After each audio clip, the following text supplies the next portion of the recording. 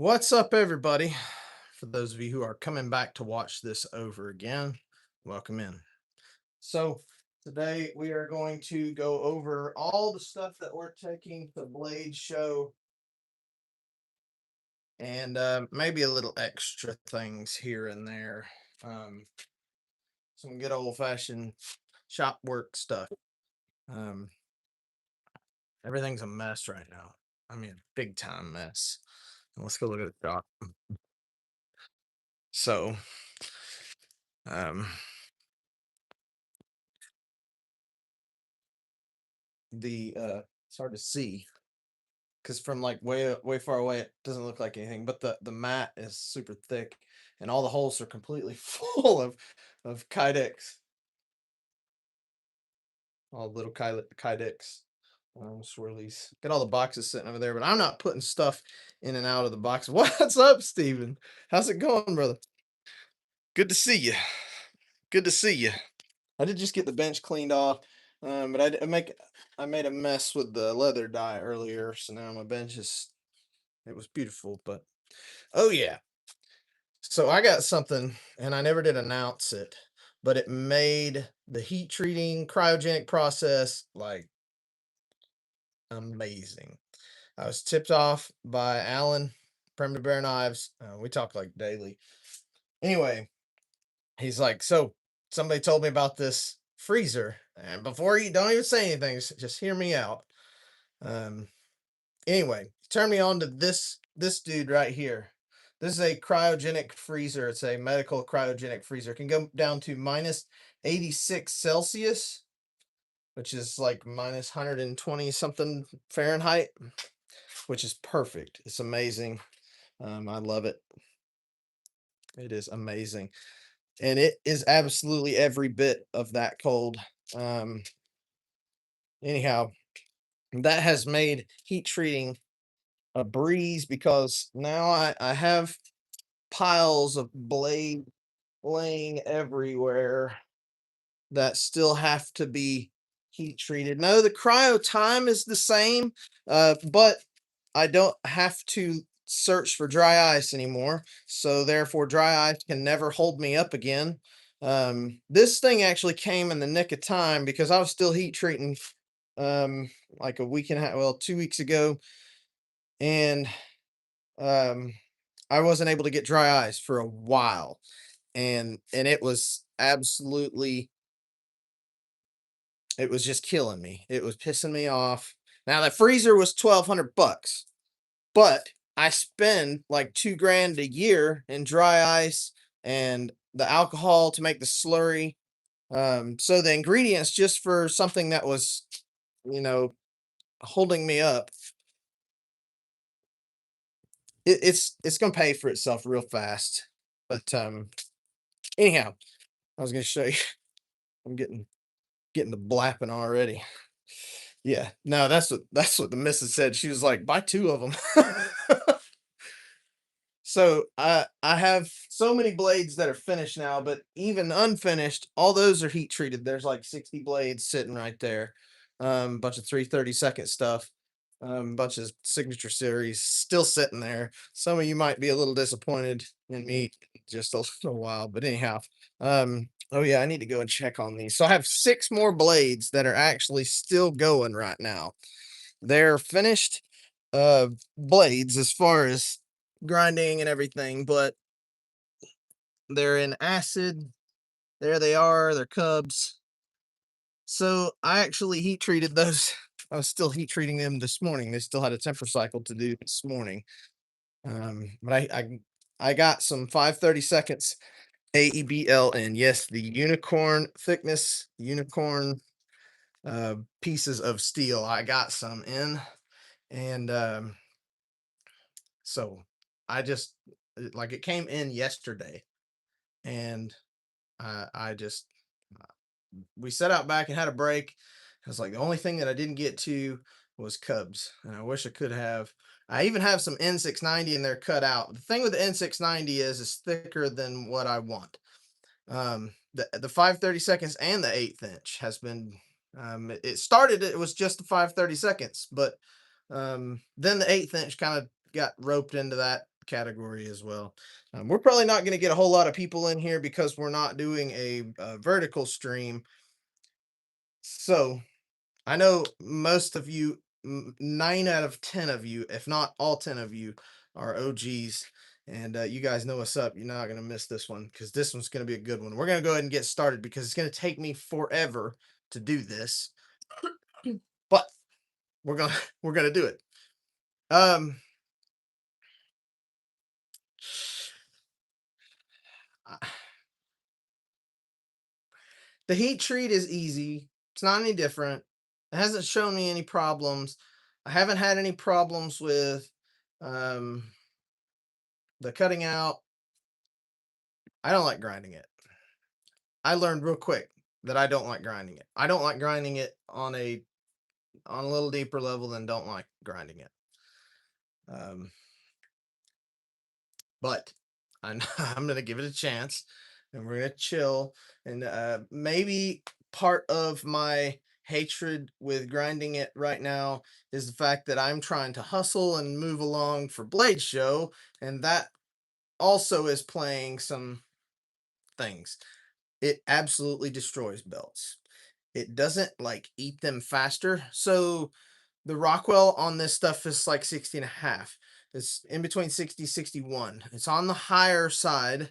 Um, it's not on the high side. It's just over the medium on the higher side from the spectrum of hardness for this particular steel. 59 to 61 is where this steel is supposed to end up at anyway. It doesn't really get any harder.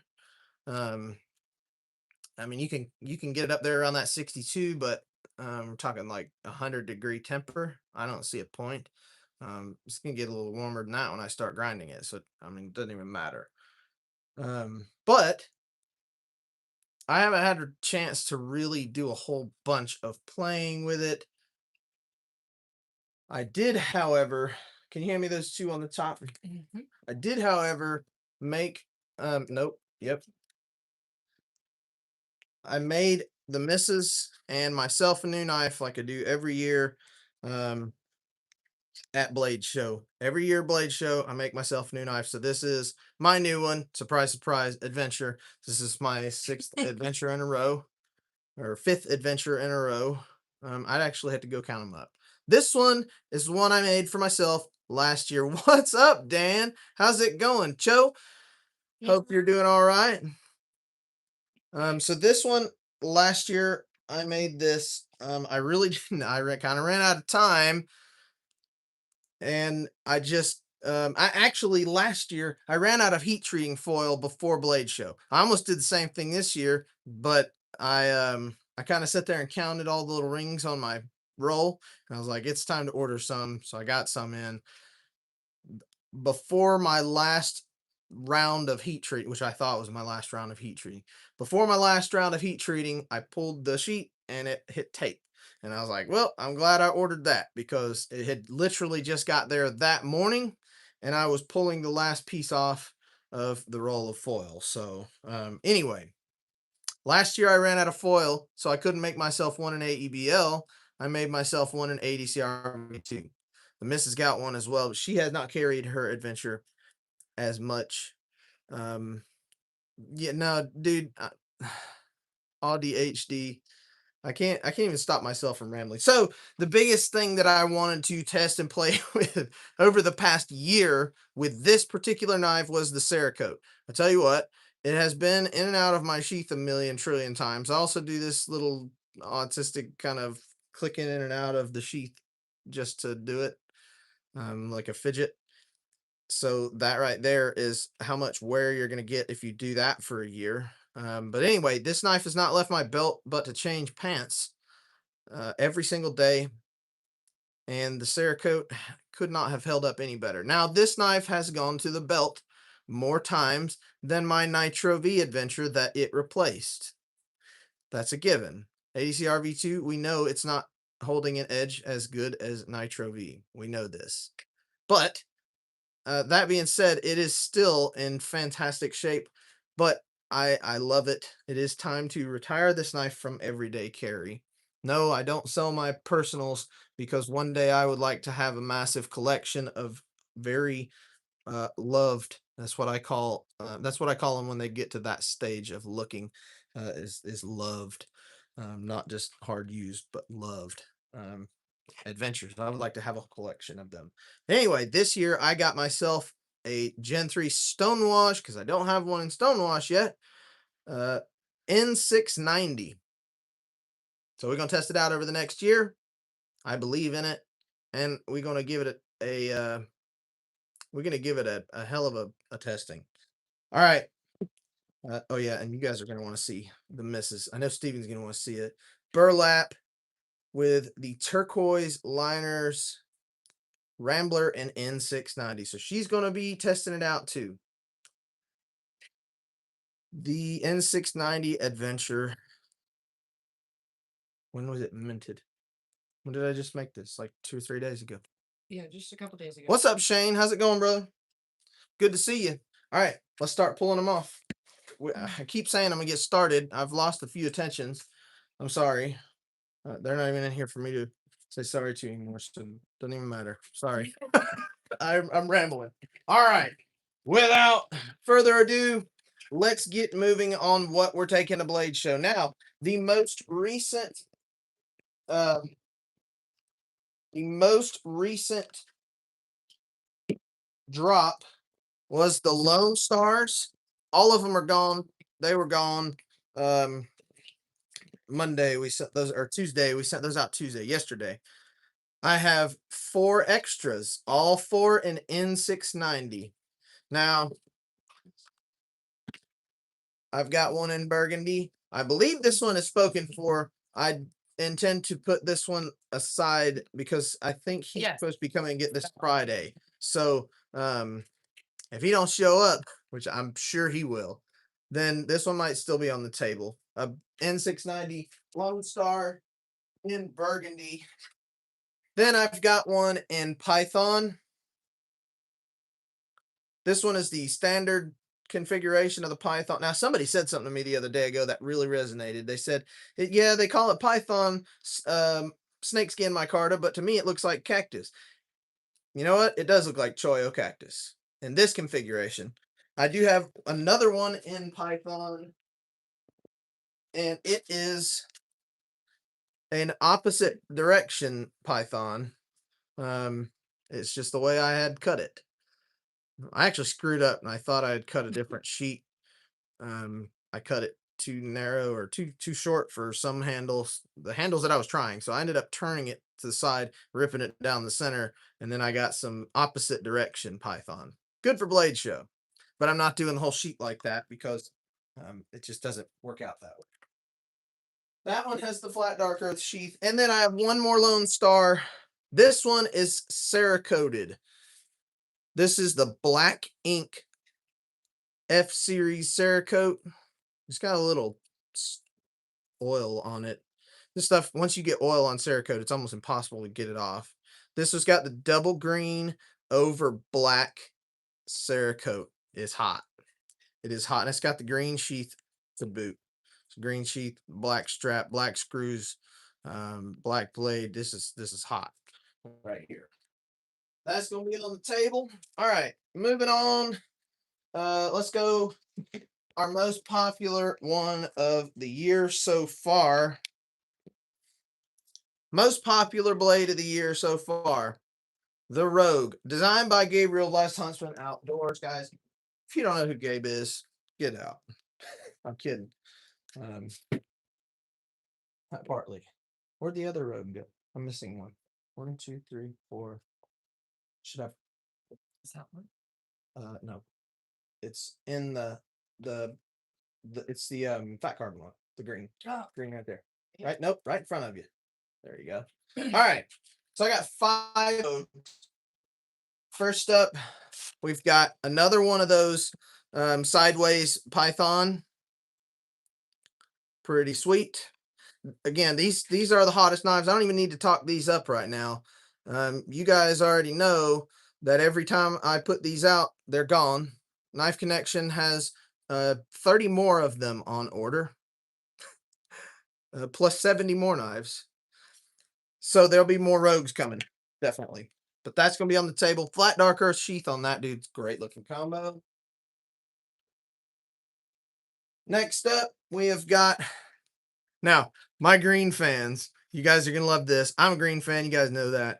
But this one is all green. Green Cerakote. This is the OD Green F Series Cerakote. This is killer looking. Double green canvas my card handles. And the green OD Green Kydex. Why does everything look so extra green in this light? It does, though. It's very green, and I love it. All green rogue. AEBL. These rogues that I've shown you so far are in AEBL. Here I got one in 80 CRV2. It is a black version. This was actually a really popular color for the rogue, the black. But this one's an 80 CRV2 Stonewash, black, and black sheep. That will be there. Next up, you guys are going to like this one. This one was the most popular variant. This is the burlap with orange liners. Killer looking. Absolutely killer looking. It looks so good on this knife. It just really does. All right. Orange sheath to match the orange liners. What do you think? I think it's killer. That's going to be on the table. This light, let's see what it looks like without this light. How's that? That's much better. I think so. Much better. What's up, Sean Zanino? How's it going, brother? All right, and then now I don't have a whole lot of Gen 2s on the table. All but one Gen 2 that I have. What's up? Latest awakening. Latest. I don't know why I couldn't read that. I was having a really hard time with that. Thanks, bud. All right. The orange pops. It is awesome. I agree, brother. All right. I don't have a lot of Gen 2s on the table, but the Gen 2s that I have, all but one, and there's a reason for that, and I'll get to that later. But all the Gen 2s that I made for Blade Show are all specials.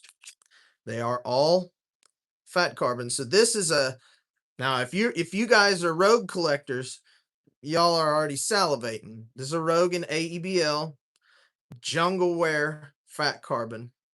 This knife is freaking bad bones right here. I love it. I love it.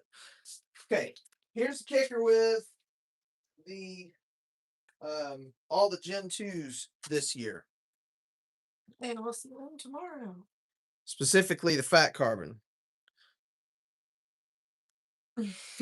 These guys have leather sheaths. Now they have Kydex sheaths as well. Yep. Belt satin. Dogbone Knife says hello. What's up, Bobby? I didn't see. How's it going, Bobby? And Cass, if you're watching too. These guys are going to be my neighbors this year. So all the Gen 2s are going to have a leather sheath. Now these guys, I literally finished these today, and they're really stiff because I haven't oiled them yet. They actually just finished drying. Some of them are still dark and still drying. See, they're still dark and drying. I'm not going to put knives in these until Friday. I'm actually not going to put knives in them at all until they're ready to go. But all the specials that I have here, these Gen 2 fat carbon ones, these all come with the Kydex sheath and the leather sheath because I think the Gen 2 is better suited for a nice soft. Uh-oh. Well, either way. All right. Moving on. We've got, let's see, Rambler. I think I got 4 of these guys. The purple ones. Ramblers. I think I got 4 Ramblers. All right. Moving on to the Ramblers. We've got an 80 CRV2. Rambler in Nat micarta. It's a great looking piece of Nat. Green sheath. I love the Nat and green look. That one's gonna be on the table. That was too dark over there. Here is one with a flat dark earth sheath. This one has got a new brown. So I did a new brown with Cerakote. So I got 5 new colors of Cerakote. Last year I was doing the black shadow, which was too much of a gray tone. It didn't turn as black as I wanted. It was like a dark gray, like a charcoal gray, which was okay, but I wanted black. So I got the next flat that they had, which is black ink. I got OD green, which you just saw in that that rogue, and I got this Badlands. This is a Badlands. It's brown. That's what they call it, is Badlands, but it's like the dude, I should have got some pink. I wanted to. I really did, but I don't know if I can bring myself to put the donut stuff on my table. I don't know. I don't know if I can. I'm not anti, but I don't know if I can do it. Anyway, this one has got the Python micarta over Badlands brown.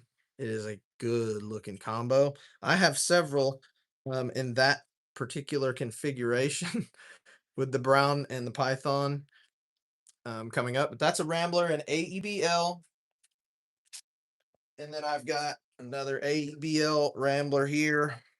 This dude's got the gray sheath. This is a storm gray sheath with the denim blue micarta handles. Great looking knife. The gray stonewash and that gray sheath pair really nice with that blue. It's a great looking knife. AEBL Rambler. All right. And then the last Rambler that I have is a Gen 2. This one is in Purple Haze Fat Carbon. Fantastic looking. Black Kydex sheath, but it also comes with a leather sheath. This one's actually not quite as stiff because this one dried out a long time ago, so I can slide that one in there.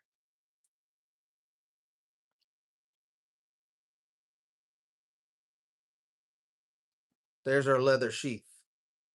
Pretty killer looking. Yes, leather was made here. I don't know if anybody asked that, but in case anybody does, I haven't announced it, but I got that a little while back. I didn't want to announce it because I didn't want to like start going insane with all the leather requests because I know they'll start coming in, and that's okay.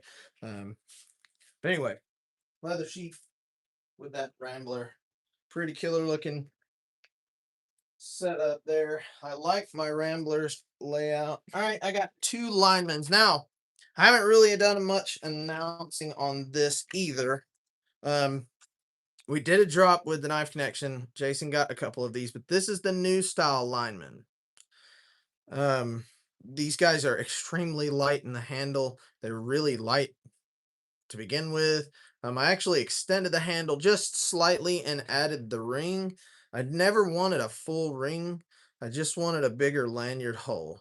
Oh boy, Ed, you just wait. You just wait, brother. I'll see you Friday. You don't have to show No, I'm not. just show him Okay, the box with his name on it. I got you, brother. You just wait. I got you something really special. All right. This is the new style lineman. So the new style lineman is in 1/8 inch instead of 5/32, which was 3/16 originally. I moved to 5/32. This one, instead of being hollow ground, is flat ground because it's on a thinner blade. So I still keep the like 22 thousandths behind the edge geometry. We still get close to the same geometry. This blade is still going to be plenty strong enough. But now we reduced weight by not doing the full guard. I cut it short and cut a nice 45 taper on there. It feels really nice in the hand. I added the shiner that the XL had. I actually took and curved the blade just slightly more.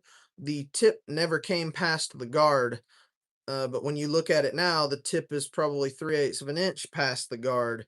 So it has more of a curve. These were really, really extremely difficult, a big pain in the ass to profile before, so I didn't make a lot of them. Now that I have the X tool, it's made it very easy to do things like this. I have a bunch of them cut out in N690. This one and the other one that I have are in N690. I think that is going to be a fantastic option for the lineman knife. Reasons being, N690 does not have the same type of edge retention that we're going to find in a harder ADC or AEBL Nitro V, right? But it still has really good edge retention. The key thing with N690 is the corrosion resistance. That's a big thing for the linemen. Even the stainless knives will corrode the AEBL Nitro V. If you are in the water all the time, out in the rain, working in the elements, they're going to rust.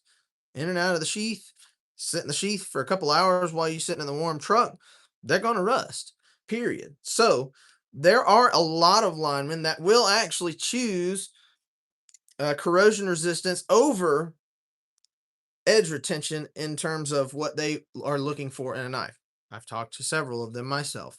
Um, that's not to say they don't want it to hold an edge for very long. A lot of the wire they're cutting or skinning is aluminum. So it's not like we're cutting something that's as hard or close to as hard of the steel. So the edge retention already can be really good. Um, there's a lot of linemen that really like ADCR V2. We already know ADCR V2 is way low on the totem pole for edge retention, especially compared to things like AEBL Nitro V and even N690. But N690 still has pretty good edge retention and a very high corrosion resistance. I will say this, it's considerably higher than AEBL Nitro V because when I do the stonewash, the acid etching, it takes twice as long for the N690 to get to a nice satisfactory darkness as the AEBL Nitro V. All right, what did I miss there? Yes, it does track as being less edge retention than AEBL Nitro V. It does. Bobby said, I got one drop point with a pink and green handle and a pink sheath. Might actually have that. Anyway, N690 lineman. And I've got a red one with a gray sheath. And I've got well, it's not all green because this is the line camo, and the line camo has the it's a very olive color. It's not even like an olive drab. It's more of the olive color green with a black line all through it. This is linen micarta, not canvas, so it's very fine. And it's still really, really grippy. But this one has got the green blade, green Cerakote with the line camo green and an orange sheath. Pretty good looking setup. Somebody will like that. But I'm excited to be able to get to show the new lineman off at Blade Show. I know I got a little rambling there. I have a tendency to do this. You guys know this. Just start blabbing and never shut up. All right, next up on the list, Hornets. More of that line camo. This one's got a gray sheath. Line camo with the green and black. Let's say AEBL blade. Hornet. Stonewash. Pretty good looking knife. Hornet at one time was extremely hot. I couldn't make enough of them. Next up, I got a black sheath and a black Hornet, all black hardware, double black canvas micarta. So this stuff is really dark black, and that black ink blade. Now, I like this knife. I like the all black. I'm not like an all black fiend, but I like this knife a lot. All black Hornet AEBL. I only have 2 Hornets on the table. No Mustangs, no Falcons. I actually discontinued those a while back. I just quit running them because people quit buying them. They were wanting other stuff. Black on black on black. That's it. All black. All right. Next up, oh man, I might regret this too, but I also didn't want to make a whole bunch of these out of N690 because I didn't feel like that was quite the right choice for the knife necessarily. Is maybe I'm not saying that right. I made 2 anyway. I don't think it's a wrong choice. I just think I want another steel for the Counter Strike. Here they are. You guys have not seen these in a very long time because 532nd steel hasn't existed. So I didn't cut a whole bunch of these out of the N690. This is N690, Python, micarta, flat dark earth sheath, Counter Strike. These really should be great knives. It's not like the N690 wouldn't suit it, but and I'm sure that there's going to be people probably requesting them in N690. But I just got some 532nds AEBL in. I think I'm going to make some more in AEBL because that's, to me, that's the steel. There it is, a Counter Strike in Python with the flat dark earth cheek. All right. Of course, if we're talking about tactical knives, then we got to have an all black one. So there's a Counter Strike all black. Same configuration as that Hornet. Double black, black screws, black ink Cerakote, black sheath, and N690. Killer. This thing is killer. When I make myself a Counter Strike, and I didn't get the chance to before I ran out of AEBL, 532nds AEBL, I was going to make myself a stonewash one with black handle. Now, I don't carry anything black. Oh, yeah. Snap.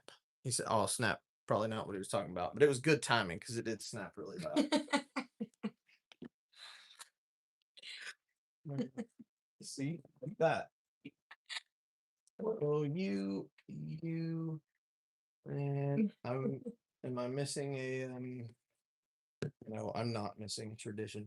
It's down there on the bottom, the red one, that one. Yep. All right, next up, traditions. This one is in flat dark earth sheath, N690 steel. I think this will be a good choice for this knife. Now, this knife was made for the outdoorsman, the woodsman, the hunter. This is like a field dressing knife to me. That's what it was made for. So I think an extra stainless would be really good. I never found myself needing like Magna Cut level retention to get through a deer. I always thought that, ADCRV2 did it pretty good too. Especially considering how easy it sharpens up. And this stuff does come back fairly easy. So there's a tradition, an N690 with the Python flat darker sheath. That one will be there. Next up, I like this one. I like this combo a lot. And I almost went with the flat darker sheath on this. I maybe should have. I don't know. Maybe I'll switch it at the show. OD green sheath, tradition in Badlands Cerakote. It's that brown Badlands. Now about the Badlands. So last year I was doing the bronze Cerakote, right? The thing I liked the bronze. I still like the bronze. Still carry it. That's what this one is. You can see they're really, really similar. The difference is the bronze has a flake in it, like a goldish flake in it. And I kind of didn't like. What's up, Bubba? How's it going, buddy? I liked the Badlands. Well, I thought I would like the Badlands in theory when I like kind of went through it, more than the metallic of that bronze. Now that I've used it, I do. I like it. I like it better. It's a better looking. To me, it's better looking. But this one's got nat canvas. This one is in N690. And OD green sheath. Pretty good looking combo.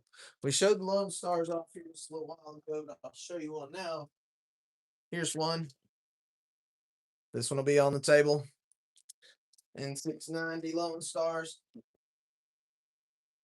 And last for the traditions, I've got a Gen 2. Can't not have a Gen 2 tradition on the table.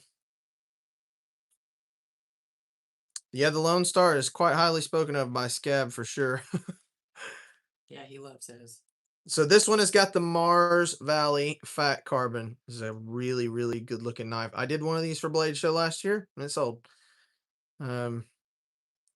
I have actually made quite a few traditions in fat carbon. Every time I go to make a tradition with fat carbon, I end up gravitating towards this.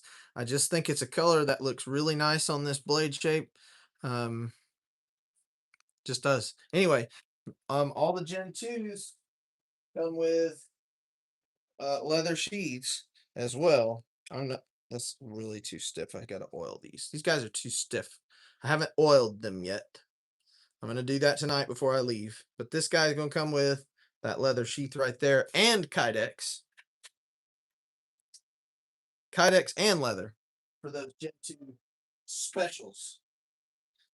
Some feel that it is a disgrace to carry such a pretty polished knife in a Kydex sheath, and I get that. That's okay. So we got leather. Anyhow, moving on. Since we were on the the tradition, now we have the heritage, which was born of the tradition. Same exact handle, and I mean exactly the same handle as the tradition, but the blade is different. Now the heritage are in 1/8 inch, where the tradition is in 5/32 and hollow ground. This one is an 1/8 inch and flat ground. The edge thickness, the geometry, well, the overall blade geometry is not the same. But the edge thickness, the edge geometry is really close. It's really similar. But this knife right here is probably going to be a little more slicey. It is more slicey because it's full flat. This is a trailing point. Pretty great looking. This one is in AEBL and Python micarta black sheath. Pretty sweet. I've got another one of those heritage. This one has got the orange sheath and another one of those green blade with the green and black line camo. That's a great looking knife. If especially if you're into green and orange for the woods like I am. I don't carry green and orange a lot, but when it's hunting season and I'm out in the woods, this is like exactly what I want in my pack. In fact, my heritage at home has a bright orange Grip-X handle. So there's that one. Pretty dang sweet. I only have 2 of those guys. I think I only have uh let's see. I think I only have 3 of the Revelation. Let's get that copper handled one. Yep. All right. I have 4 Revelations. Here we go with the Revelations. This one has been extremely sought after by a lot of collectors. I will say I need to make a video about the most collectible or which models that I would consider really good to have in your VGKC collection. This is one of them, if not number one. The Revelation, full size Revelation, not the Rev Junior, the full size Rev. This is it. They are now. I'm going to start running them in 1/8 inch instead of the 5/32. Now I have one sitting here in 5/32. I'll show it here in just a second. This is an AEBL Python with the gray sheath. Pretty dang nice. I have another Revelation in AEBL here. This one is another one of those all green combos. I couldn't help myself. I just had to do it. I love it. I did make several of these all green combos. But this one, green, OD green, Cerakote, double green handle. Yep, that's it. You got it, John Miller. That the faded plunge line of the Rev and the Rev Junior. That's what makes this knife this knife. It makes this knife. It's not the Revelation without the faded plunge grind, and the Rev Junior wouldn't be the Rev Junior without the faded plunge grind. Anyhow, all green one in AEBL. Now this one right here was an order from somebody like 8 months ago, maybe 6 months ago. It is sat in here. Apparently it was a ghost. Apparently he's a ghost. No, I won't talk shit about him because he's got several of my knives. It's just really hard to get them over to him because he's overseas. But anyway, I ended up getting out of touch with him, even though I sent him email after email, but I can't sit on it forever, so it's going on the table. This one's really, really nice. It is got the black canvas micarta. It's a Gen 2, you can see. It is an AEBL. Revelation and AEBL Gen 2. So that one's going on table. It's got a black sheath, black handle, black sheath, Gen 2. No, I don't have a leather sheath for this guy. Now, this one's one I was supposed to talk to you about when I was talking about the Gen 2s earlier, all having leather sheaths. This one's just going to have a Kydex sheath. And all the fat carbon ones have Kydex sheath and a leather sheath. This one I did not make a leather sheath for. It's just going to go the way it goes. So that one will be on the table. Pretty dang sweet one. Now, I do have one more Revelation Gen 2. This one is in AEBL. Now, that one back here, that I mentioned, this one is in the classic 5/32 stock, which there's nothing wrong with. I thought it made for a really, really crisp fade to that plunge line because of the thickness of the steel. You have to bite in. You got more of a change where it's not so crisp on the 1/8 inch, but I still made it really crisp. Still looks really nice. But this is the 1/8 inch, and I think I'm going to start running them in 1/8 inch. I don't know. I like the 1/8 inch stock. It feels really nice. It's very light. Anyway, this one has got the fat carbon uni copper. This one is killer looking, and it comes with a leather sheath as well as a Kydex sheath. There you go. That one will be on the table. This one away too. So 4 revelations in total. All right, adventures should be. No, that's all of them, then, huh? Sure. Adventure. Yep, that's it. Okay. I have 4 adventures on the table. They are mostly all in N690, I believe, except for the I got one in 80 CRV2, but I gotta have some adventures, of course. I would have made some more in AEBL. If I could have extra of any knives on the table, it would be extras of the junior models, of course. It would be, what's up, Zach Schmidt? Guys, Zach Schmidt in the house. Shout out to Zach Schmidt. Shout out to Zach Schmidt. Steiner of the Lone Star, this badass knife. Now, if I could have extras of anything on the table, it would have been definitely adventures and rogues, because yes, that's right, Steven. VGKC royalty. So this is an adventure in N690. It's just like the one that I showed you earlier, which I made for myself. N690. They were made right next to each other. Denim blue with the gray sheath. I think that is a fantastic looking combo.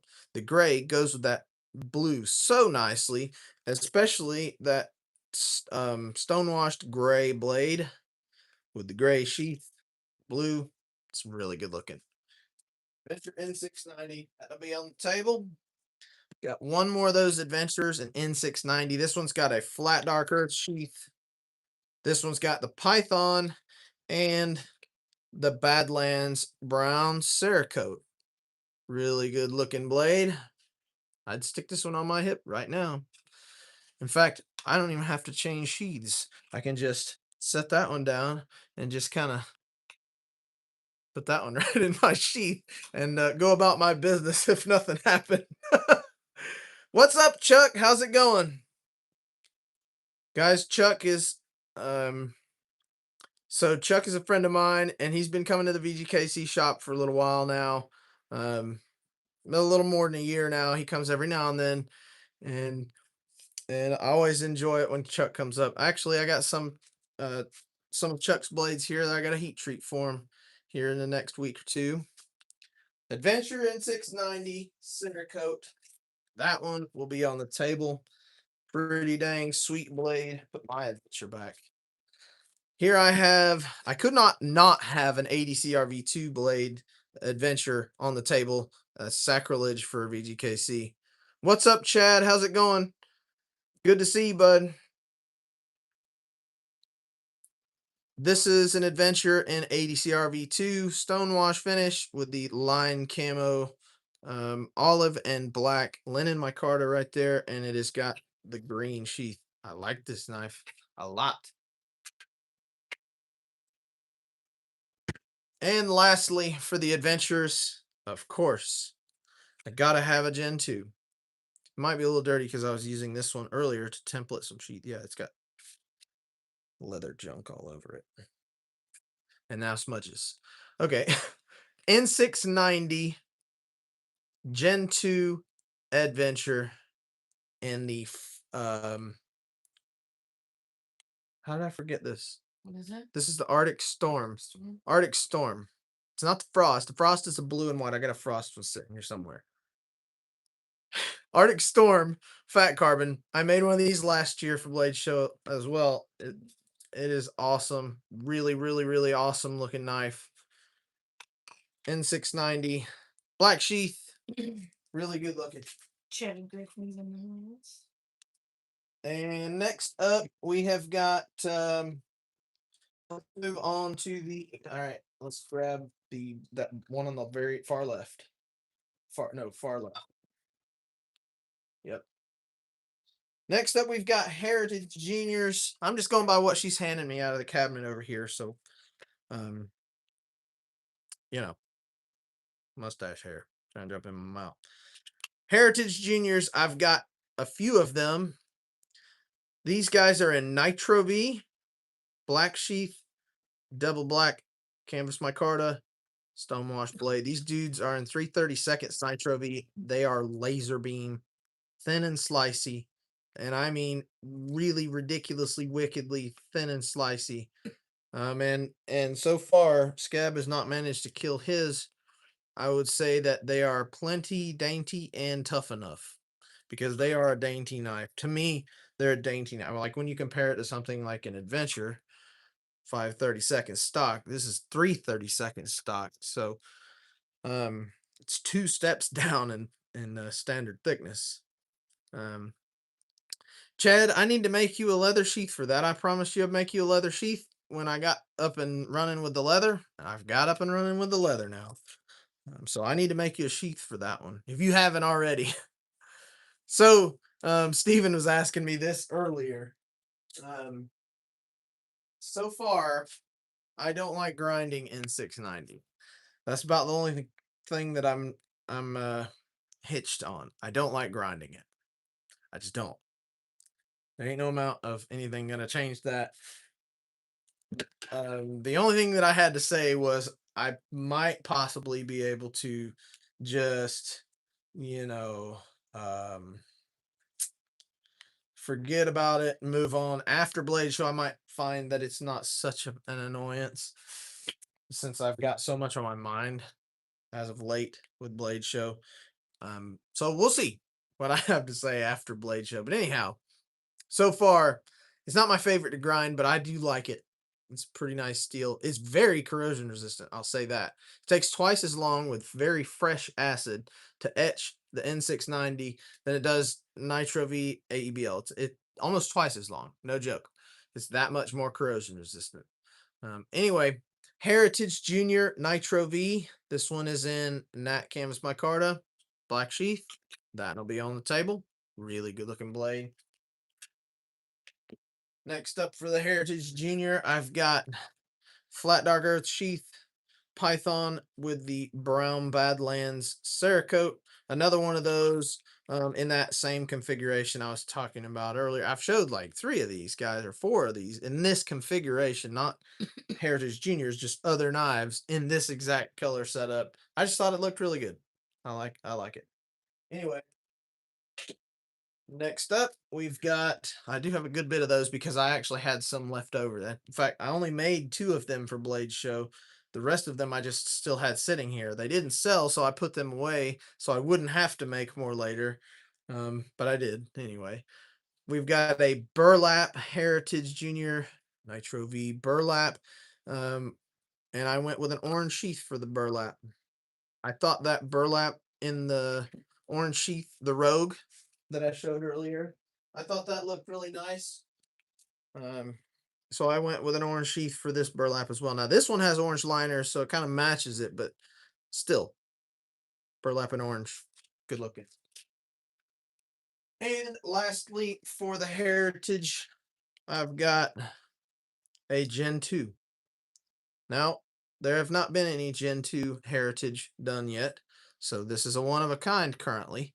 Doesn't mean that there never will be another one. There may not. Who knows? Who knows? I may never ever again make a Heritage Junior in Nitro V with the Frost Fat Carbon, just like this. I may never do it again, but I may end up making 25 of them.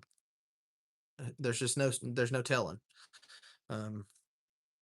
Anyway, black Kydex sheath as well as a leather sheath for that dude.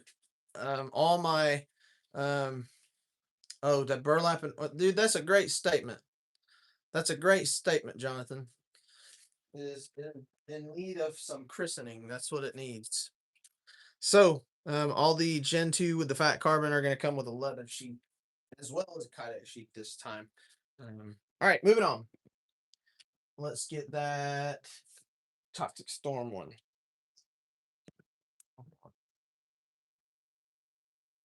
I only have 2 of these guys, I think. All right, moving on. We got the Mantis. I've got 3 Mantis. This one is a black sheath, black Cerakote, and red handles. If you a Georgia Bulldog fan, this your dig right here. Or you just like black and red and hate the Bulldogs, that's okay too. You'll get no hatred here. What if you hate both? Yeah, I know. I don't like black and red either. But there are a lot of people that really like black and red, and that's okay. I don't like just not make things because I hate it, except for some things that I just don't We make. use some like denim blue. I guess red that's stripes or or something. something. That'd be cool. Yeah. Denim blue, red, and white. Yep. Red, white, and blue. All right, next up, I got another Mantis. That one was an AEBL. This one is also an AEBL, and it is the Stonewash version. Python micarta, flat dark earth sheath. Notice a lot of these Python ones have flat dark earth sheath. I think it looks really nice. Plus, I probably won't run them like this. Blade shows good opportunity to get something like this. Next up, of course, gotta have a Gen 2 Mantis in the Toxic Storm Fat Carbon. Really good looking knife. Black sheath. It also does have a leather sheath that's with it. That goes with it as well. All right. Next up, let's go, since we're on that size, let's do wasps, and let me get the snakeskin gold. Yep. All right, next up is wasps. Of course, when we were doing Cerakote, I said I gotta make an all black wasp. The all black wasps were really hot there for a minute. I think they're fantastic. It's just like the all black hornet is exactly the same. Now the hornet and the wasp are the same knife, just one's bigger than the other. But I had to make a matching pair. All black. Black Cerakote, black double black canvas micarta, black screws, black sheath. Awesome. AEBL on that steel. I have 1 wasp and ADCRV2. It is in a green sheath with the burlap handle. ADCRV2 Stonewash. Good looking little knife. I thought the burlap would be some incentive for that ADCRV2. People don't really buy ADCRV2 much anymore. They all switched over to Pro Cut, but ironically, nobody's got any Pro Cut right now, so nobody's getting anything. It's funny. ADCRV2 exists, but nobody wants it. Pro Cut is what everybody wants, and it doesn't exist currently. They'll get it in, but just right now, there is none. So I can't even run it if I wanted to. Here's another wasp. Who could? Manny. What's up, Manny? How's it going, bud? What's up, Flippin' Docs? Richard Hopkins popped in. He's probably been in here a minute. He been lurking. Good to see you, Richard. Wasp and AEBL, Stonewash, flat darker sheath, and Python micarta. This is a killer looking knife. I'm not like crazy about the Python. I don't dislike it at all. In fact, I haven't seen it on anything that I was like, ew, no. But it wouldn't be my first choice of carry. For a wasp, though, for this exact size, this and a pocket dock, I think it is amazing looking. This is what this Python micarta shines on. To me. That's just me. It's okay. So next up, we've got, of course, now the wasp is a classic. So it had to get a Gen 2 special as well. This is the Snake Skin Gold Fat Carbon. Now this one looks just like the wasp that I did a giveaway on a long time ago, like a couple years ago giveaway. Sonny Robinson, I think, won that one up in New York or somewhere up in there. And it's kind of like this one. I think that one was Nitro V. It was a Gen 1 because it had the old logo. This is a Gen 2. I'm going to make a video about Gen 1, Gen 2, Gen 3. After Blade Show, I'm going to make like 10 videos. I got a bunch to talk about. And I have just been offline for so long. But I'm going to make a video about the generations for those of you who haven't quite grasped it. And it's okay. I like, it's okay. I promise. I know that I kind of moved a little fast with that. But things changed, so I had to, name it. Gen 2 Wasp. Pretty great looking knife. I don't know why I stood there and held it in your face for so long. All right. Next up, let's do let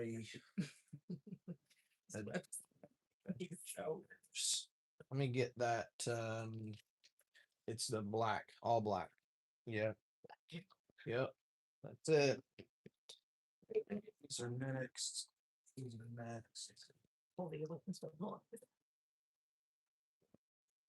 Okie doke.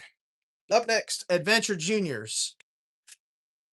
We've got that AEBL with the Python flat dark earth sheath. Pretty great looking. Again, this size of knife with the Python, that's what I want in Python. I would probably choose like a bigger knife in Python. I don't dislike it again, but I wouldn't choose it. But I would choose one of these guys in Python. This is really good looking. Really good looking. Adventure Junior AEBL. Next up, I've got another Adventure Junior in AEBL. This one is all green. Green, double green micarta, green Cerakote, green sheath. Good looking. I like that. I like green. I mean, it could be a turd and painted green. I'd be like, dang, that's a cool looking turd. I'm an idiot. I know. So here's another one of those burlap and orange combos. She's getting a kick out of me over here. Burlap and orange combos. Orange sheath, burlap, micarta handle on an 80 CRV2 Adventure Junior. Really good looking.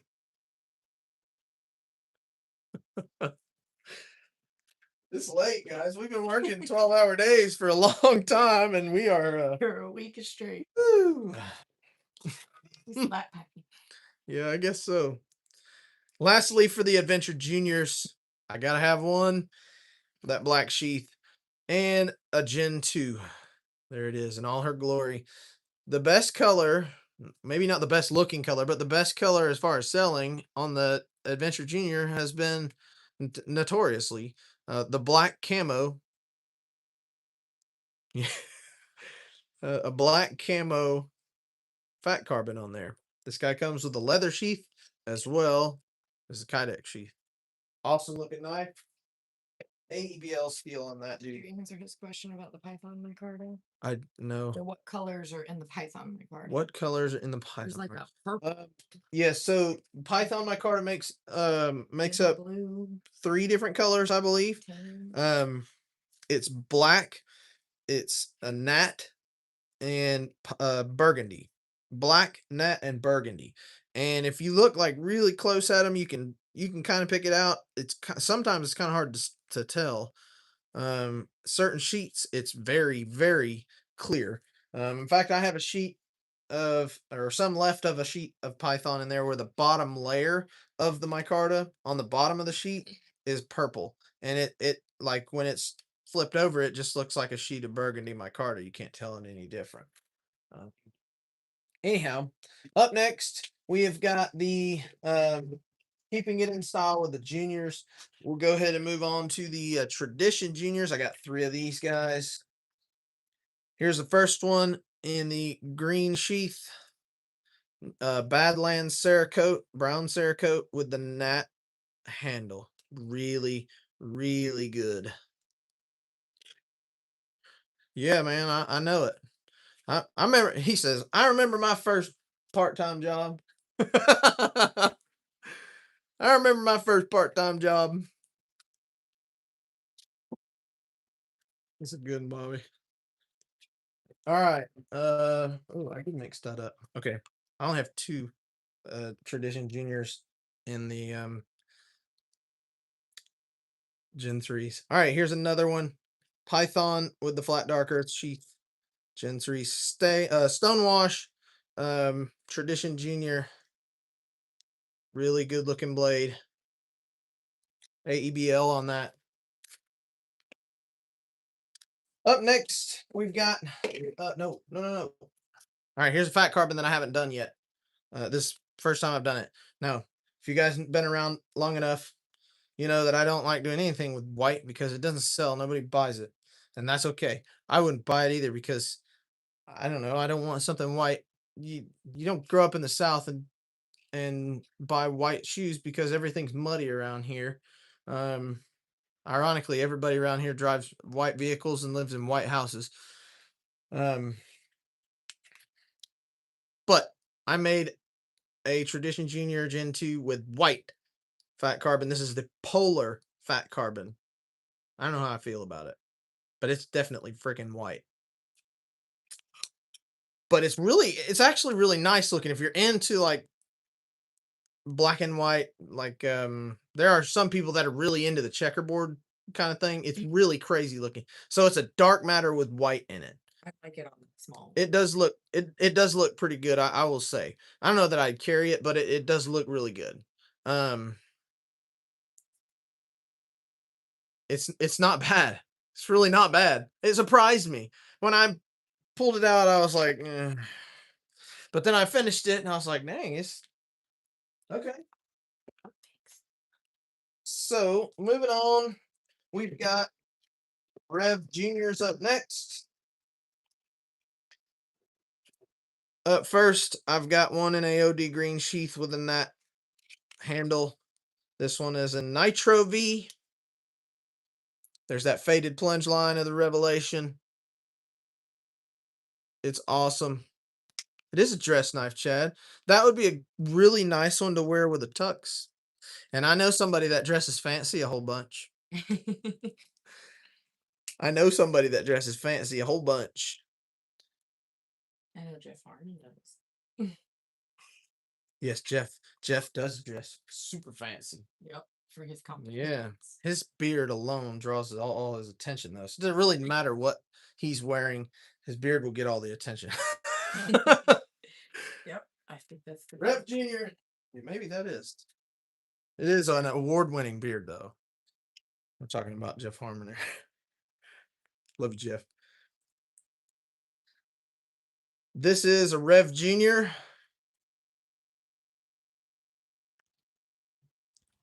And what did he say? Someone with XL 2X gloves. It's smaller in the hand. Definitely.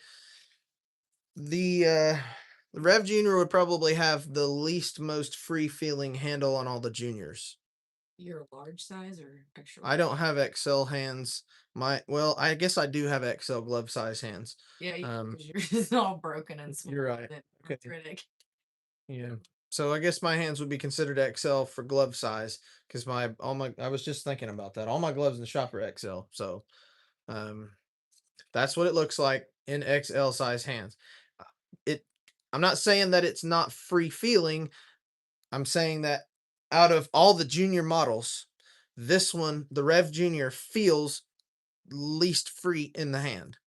If that makes any sense. Now it does lock into your hand really good, like the Revelation, but Yeah, see, thickness is not the really shouldn't be too big of a problem like super fat fingers. It should be okay. If you're like if you have like really long hands, you might not like it. Um, but you might. I don't know. It's just I don't know. If Jeff shaves his beard, he would disappear. You're right.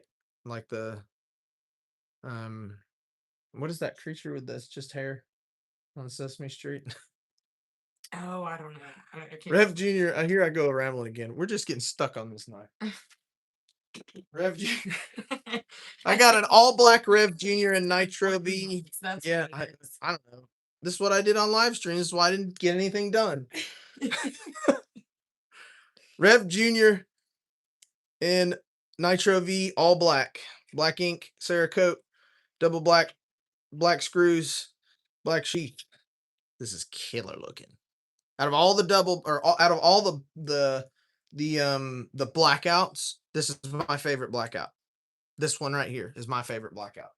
I really like the Wasp. I don't carry a Wasp. It's slightly too small for me. I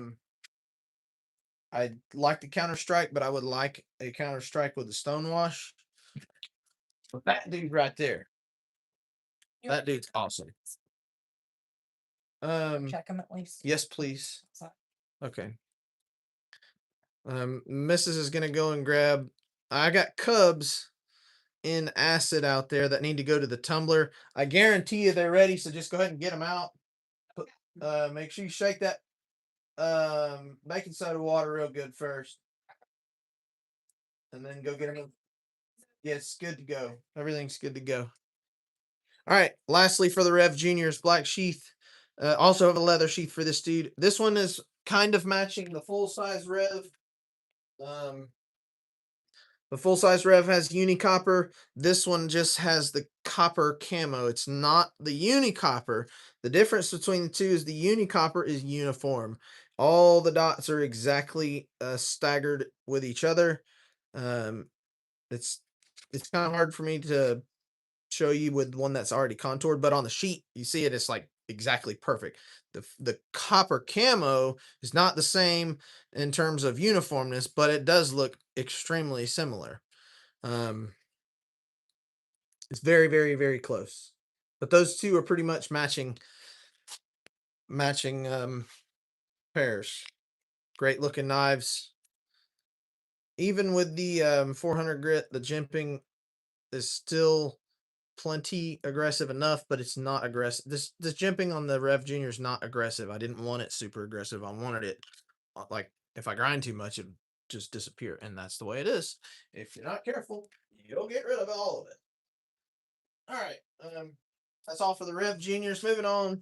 Now we'll do the pocket dots. Now, I got a couple of goofs with the pocket dots, and I got really pissed off at it too. I kind of probably got more mad at it than I should have, but it's okay. So before I get too far, I'm gonna start with the we'll start with this one. This is a Gen 2 Nitro V pocket dock. It's beautiful. It's in jungle wear. It's really good looking, and it also comes with a leather sheath as well. These dudes are too stiff. I'm gonna like push through them. I don't want to. I gotta oil these. But anyway, it's gonna come with this leather sheath as well as the Kydex sheath that it's in. This is not jungle wear. I was wrong. This is Forest Eye, so it doesn't have the minty green in there. It's just the dark OD green and black fat carbon. It's really good looking. Really, really good looking. I've made one before. I think I did a run of Gen 2 pocket docks earlier in this year. Next up, another pocket dock Nitro V black sheath, black Cerakote with the blue handles. There's only one on the table like this with this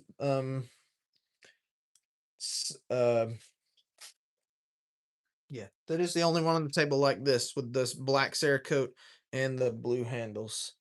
But this dude is pretty good looking. Black and blue. If you're a fisherman and black and blue jig, or if you fish muddy water and you're a black and blue jig fiend, you would love this. I'm a black and blue fan. I like black and blue. Pretty good looking. Up next, we've got Flat Dark Earth sheath with that Python. This one is Nitro V. They're all Nitro V. I'm screwing myself up because I'm thinking about the mistake, and I'm getting to it here in just a second. But I'm pre-screwing myself up about it, thinking about it because I lost sleep over it. It irked me because it was a stupid mistake. Anyway, Flat Dark Earth, Python, Nitro V pocket dock. Really good looking knife. Got another pocket dock. This one has got the burgundy micarta with a gray sheath. Now the burgundy and gray looks really good together. Burgundy over the stonewash looks really good together. Pretty nice looking knife. All right, now we're getting to the blims. Now I don't have blims on the website. I never put blims on the website. In fact, I've only had just a couple over the past couple of years, if they even get finished. But most of the time, when I blim them, it's right at the end. This is a blim that on this side looks perfectly normal, and it is exactly normal. And on the other side is perfectly normal too. It's fine, but it has that screw up on the finish, and I didn't want to retumble it. This was my fault. So it actually had a big shiny spot that didn't etch, and I didn't notice it until after it already tumbled and I was finished with the knife. It honestly would have probably been fine if I could have talked to somebody about it. I would have just like selling it at Blade Show wouldn't have been that big of a deal. But this knife was supposed to go to the Knife Connection. I wasn't about to send a blim out to Knife Connection, so I just put it aside. Well, I actually took the knife in here. I brought it to the electrochem and I successfully darkened that little shiny spot, but then now it's just a dark spot on the blade. And in person, it's not an A grade knife. This is not something that I would list. It's just not. Does that mean there's anything wrong with it? Shit, no. This thing is perfectly fine. It's ready to go. In fact, the missus was like, I'm taking that. Like, no, I was like, no, you have pocket docks already. You're fine. Yes, Steven, this is right here is what I want to do with the blims. I give my OGs a chance because I know you guys don't give a shit. That's okay. It's okay if it's got a little blim. I got another blim here I'll show you, and it's even dumber than this. That's what pissed me off about it, is how dumb it is. This is just a finish error that I didn't notice in time. If I would have noticed this before I went and etched it, and see, the thing is, I don't want to put this back in the acid. It'll take it, like, it won't get rid of the logo, but it'll just take the black out of it. And then tumbling it will I just didn't, it was already past that point. Is what it is. It's yours if you want it, but I won't put it on the website. And I can't do that. I won't do that. I don't have enough seconds to make like a seconds drop. These things just kind of sit there. This thing has not been, like, it's just been sitting on the bench for a long time now, collecting dust. So there's that one. I'm not putting it on the table. I'm showing it to you guys here. I'm gonna if I still have it at Blade Show, then I'll Steven, just okay. okay. Yep. Then that's it. So this one pissed me off enough that I had to quit and go outside and take a breather for a second, because this is really stupid. I do this every blue once in a while I do it, but it's really stupid. It was really stupid of me. Yeah. So Zach actually has a knife that was a correction of my screw up. And he's going to see this and he'd be like, dude, that's what I told you to do with mine. But I actually remade the knife because I couldn't live with it. I just couldn't do it. I couldn't live. Not you, Steven. I couldn't live with it. The missus has that knife. It's just a mismarked knife. That's all. The steel is mismarked. It's wrong. But this one shouldn't have happened. It's a pocket dock. And now it says AEBL, no, just kidding, Nitro V. See the scratch out lines? those lines say I'm a dumbass. This one says Pocket Doc AEBL, just joking, Nitro V. That's what it says. That's all that's wrong with this knife. I'll tell you how it happened. I had a whole bunch of blades sitting over here that I was etching, and I was just grabbing them and feeding them. And this one and the Rev Junior were sitting on the end, and all the other blades were AEBL. These guys are in Nitro V. And the reason for that is because I don't have any I didn't have any 3/32 stock AEBL, only Nitro V for a while. Up until just the other day ago. That's how it's been. I've still got like 3 sheets of 3/32 Nitro V, and I intend to use it. But now I've got some AEBL 3/32, so that ought to be nice and confusing for me. I just grabbed it and was opening, like I have all my files listed out for on Lightburn. I have all my files listed out by steel, by model, everything separated, and I was in the AEBL file already, and I just clicked on Pocket Doc and stuck the blade under there, and as soon as I hit start, I was like,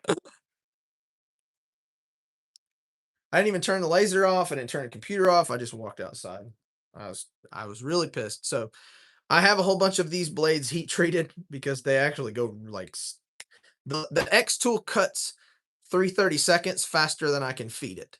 It takes like 4 seconds to cut one of these blades out. Not really. It takes like 10 seconds to cut one of these blades out. But it is such thin steel that it cuts it so fast and so efficiently. Plus, when you're heat treating these, you can put like 3 in a foil packet and 2 foil packets to the plates. They're so thin, they cool off real fast. The whole process of these goes really smooth. So I have a whole bunch of these blades. It wasn't that big of a deal. But you know, I was kind of in a time crunch. But anyway, I remade that knife. And there it is. I just made a new one because I can't put that on the table. I won't put it on the website either, but you guys know about it. If you want a Pocket Doc in Nitro V that says AEBL, just kidding, Nitro V, Python micarta, and flat dark earth sheath. There's nothing wrong with it. It's mismarked. I've got 2 of those. So there they are. The rare blim. For whatever reason, they're both Pocket Docs this time. But anyway, there you have it. That's the spiel. It happens from time to time. It just happens. It's the way it is. All right, moving on down to the smallest knife that I've got. This is, what's up, want to know why knives? This is Mosquito AEBL. It's not marked wrong either. It's right. We're moving on from that, dang it. Mosquitoes and AEBL. I've got 5 of these guys. They are all killer. I love them. Someone said your mosquitoes could benefit from having a lanyard hole. I'm going to talk about this in a video. This is another video that I've got lined up for after Blade Show. But everything from Very Good Knife Company from here on out for the rest of time, and it's been this way for a little while now. I started doing this a long time ago. But with the X tool, it's made it way easier. Everything can have a lanyard hole, just the way it is right here, right now. If it's got removable screws, you can pull one side off. You'll see that there is a lanyard hole in the blade. You can drill it out yourself, or you can just have me do it and say, hey, what's up? Shoot me a email.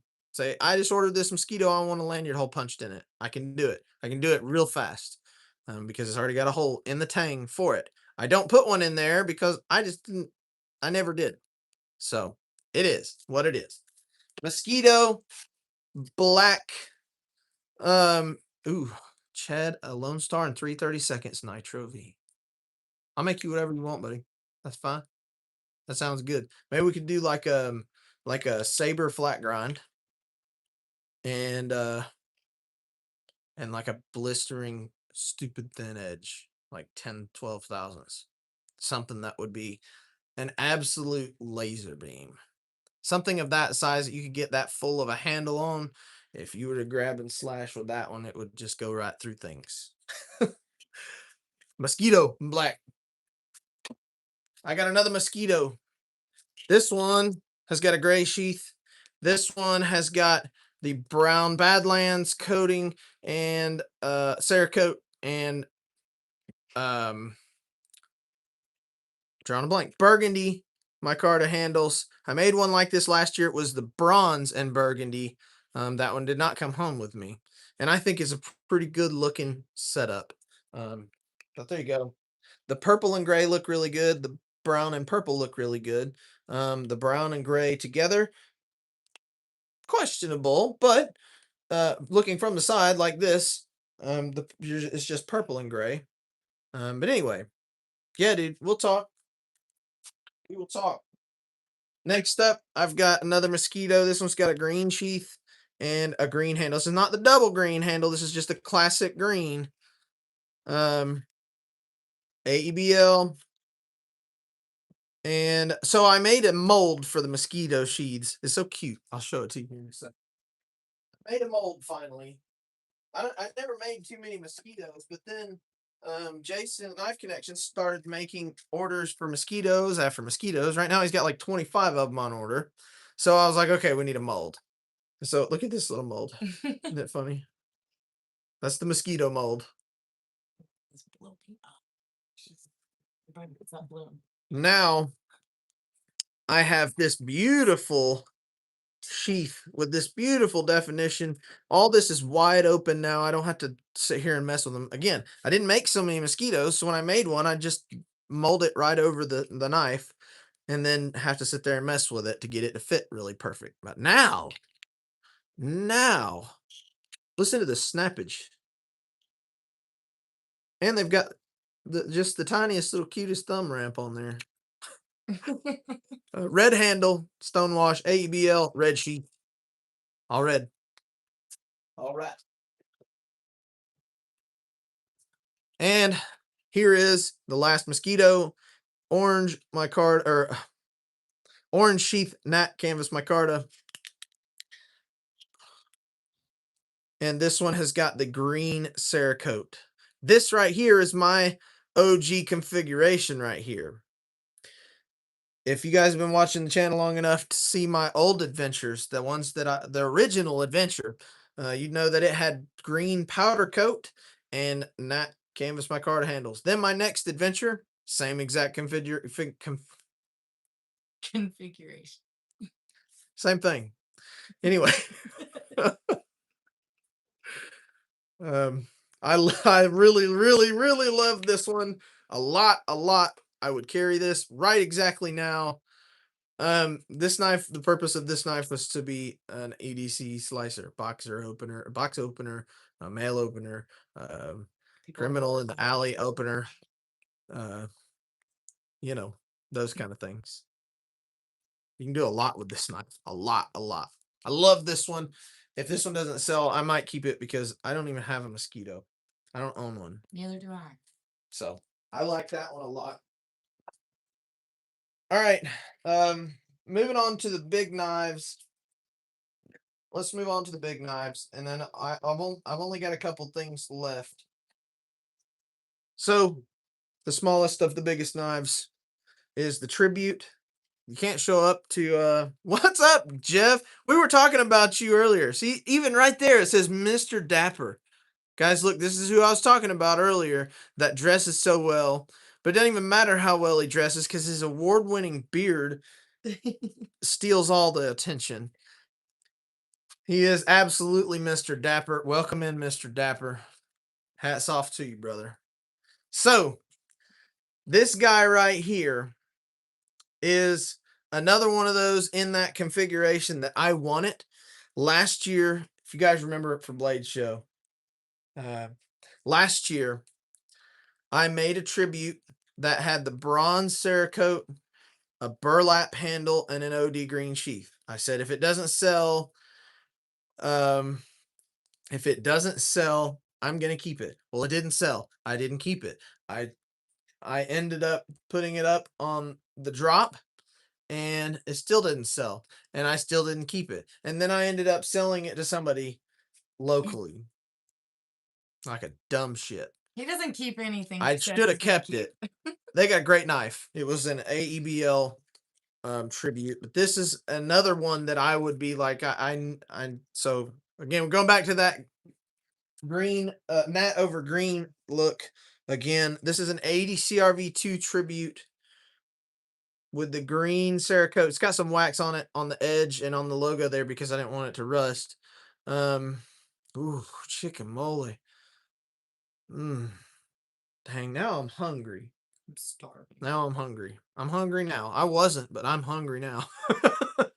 Nat Canvas Micarta. This is the OG Nat. This is not the new Nat that I've been using. You see the difference between those two Nats. This is the OG Nat over the green Cerakote with a green sheath. I'm in love with it, and I have to quit looking at it before it just disappears from the table. I still don't have a tribute. That's another one of those if I don't sell it. But anyway, this is an AEBL tribute. This one right here, guys. If you are tribute hunters, and there are tribute hunters out there, people that have several tributes, and every time they see one, they buy another one. They're Keppert fiends, and they're absolutely amazing knives. The Keppert knife speaks for itself. I don't need to go into detail about that. This one's got flat dark earth sheath, Nat Canvas Micarta handles. Great looking knife. Two tributes, only two walkabouts as well. Here is the first walkabout, Nat Canvas Micarta AEBL steel. This is a killer looking knife. I love the walkabouts. I have a walkabout. I have the first walkabout. Sometimes so that's how it goes when I make new knives. I either keep the very first one or I never get one at all. So there's the walkabout. AEBL green Kydex sheath. That's a killer looking combo right there. I mean, really good combo. I never even cleaned them. I didn't clean them. You have to clean the yellow with like acetone or alcohol. Because it's just dark. Y'all see what I'm talking about here in just a second. She's over here distracting us and trying to create sidebars. So here's another one of those combinations that I've been showing all evening. The brown Cerakote, the Python handles, and the flat dark earth sheath. This is kind of like this is a whole ass theme this year. This color combination. Walkabout in AEBL with the Badlands brown Cerakote, Python Micarta, and flat dark earth sheath. This is an awesome looking knife. All right, up next, the table would not be complete at all without a first strike, at least one, and there's two. I got two of them. So, gray sheath, blue Canvas Micarta, Nitro V, not Nitro V, AEBL. I almost got some of you guys excited, didn't I? And that's funny, because I can still make one in Nitro V. No, I can't. Shouldn't have said that. I can make two of them. I have that much steel, and I saved it because I never got a first strike in Nitro V, and I wanted one. These guys, I did not make a first strike that is hollow ground this year. I would rather do them in the flat grind. I know it doesn't look quite as good, but this changes the knife from a one kind of knife, and it's made it more appealing for a lot of people that you can just do more than play with it, combat stuff. You can take this knife out and bushcraft with it. That flat grind. It's a really good looking knife. AEBL. Again, that gray blade, the gray stonewash blade. And can you go back here and check that tumbler, please? Mhm. And then the blue and the gray sheath. That's really good looking. Really, really good looking. We've got a couple of those in there tonight like that, don't we?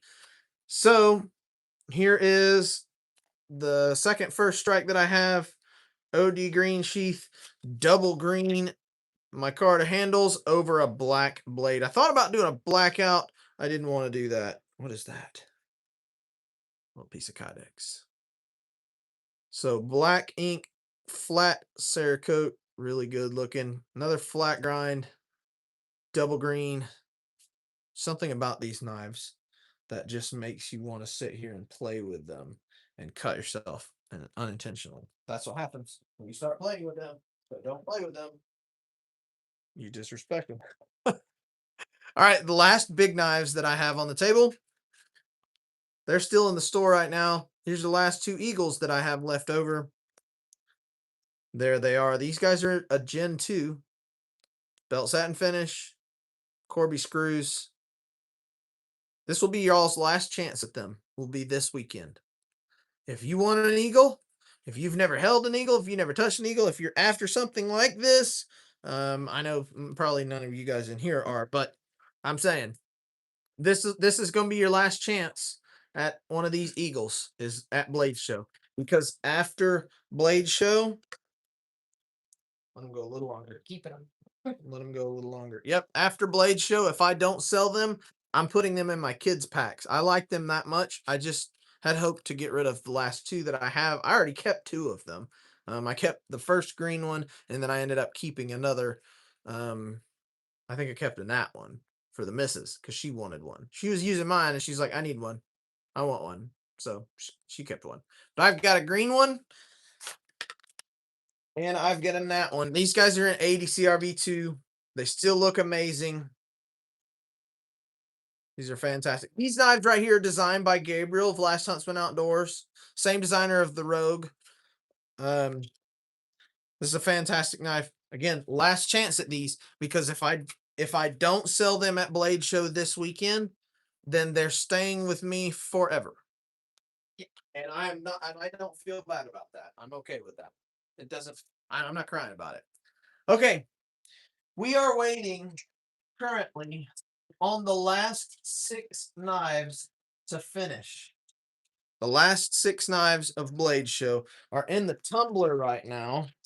They're back there being stonewashed. They're doing the actual stonewashing. We already did the acid etch. But those are the last 6 knives that I am taking to Blade Show. As soon as they're done, I will go and get them out. I've got to etch them, etch the logo on, and then sharpen them. I already have the sheets. Now, if you guys were in here earlier when I started this, you already know which knives I'm talking about. It's the only ones that I haven't shown. In fact, there's like 10, 12 models that I didn't show because I straight up just didn't make any. A lot of them are discontinued. A lot of them just don't. They just don't do well. And I don't have any reason to continue to show them. I have a new model though. It's in my hand. I've got 17 of them. You've got the 18th one on you, right? Yep. I've got 17 of them in my hand. Yes, 17 knives in my hand. They're actually on my finger. That's the walkabout. You did miss the walkabout, but I'll show you a walkabout here in just a second. Actually, here, I'll show you a walkabout right now. You didn't miss it by much. Here, I have 2 of them. Green sheath, Nat, my Carter handle, AEBL Stonewash. That's 1. And number 2 is Flat Dark Earth Sheath, AEBL Steel, Python Micarta, and a Badlands Brown Cerakoted blade. Killer looking blade. All right. New model alert. This is the drop. This is a brand new model that I am dropping at Blade Show. I'm not trying to massively overload the hype on this. This is not something that I really think or am like trying to put out there as like it's going to be the next greatest thing. I don't give a shit. I really truly don't. This is something that I've been wanting to do for a very long time. I actually had one of the knives that inspired this, and some of you guys probably know what I'm talking about right off the bat. You may know immediately as soon as you see it. But this knife is a no handle knife, or no scales, no nothing. There's no option of scales for this at all. It's not even really skeletonized because it doesn't have anything skeletonized. It's just what it is. But I've got 17 of them, a bunch of different colored Kydex. This knife, I actually made one a little more than a month ago, or about a month ago, and I've been carrying it every single day. I'm so in love with it. I can't even talk highly enough about it without getting giddy because I love it that much. I really truly do. This is the Dragonfly. brand new from Very Good Knife Company. You guys may or may not be into this kind of thing, and that's okay. I understand that it is potentially extremely massively niche. Not for everybody. It's okay. It's all right. So if you guys haven't picked it out, maybe somebody will pick it out. I'm going to give you like 20 seconds to pick it out or spit it out in the comments before I say it. But this one was inspired by a knife that has existed for many years. I think it's discontinued. It's been discontinued forever. I mean, this was like 25 years ago that this thing came out. But I had one. It was made by Cold Steel. It was the Bird and Trout knife. Looked kind of like this, not just like this, kind of like this. It was considerably shorter. It had a ring that was considerably smaller. And it did look very similar to this. It had a drop point blade, not a Nessmuk style blade. It was flat ground, it had a thicker edge. It did not have this finger thing here. The actual post or the frame of the knife was considerably thinner, slimmer, but it was like a $30 knife. I had one and I used it for trout and I loved it until it went kerplop one day and I could not find it. Just the way it was, but I never replaced it and I always wanted another one, so I just made one. Now this one is longer. It's got a better feel to it. This one has a slight bit of a guard that gives you a little bit more to hold on to. This allows you to hold the knife without feeling like you're ever going to slide up on the blade at all. It doesn't have any like play in it when you're just holding here. It's very solid, and that's because I put that somewhat finger choil on there. And this right here allows you to pull into the knife, whereas the Cold Steel version didn't have that. It never had any of that. It was quite literally a blade that was sharp cut here, and then it was straight. Somewhat similar, but again, this one has a longer handle.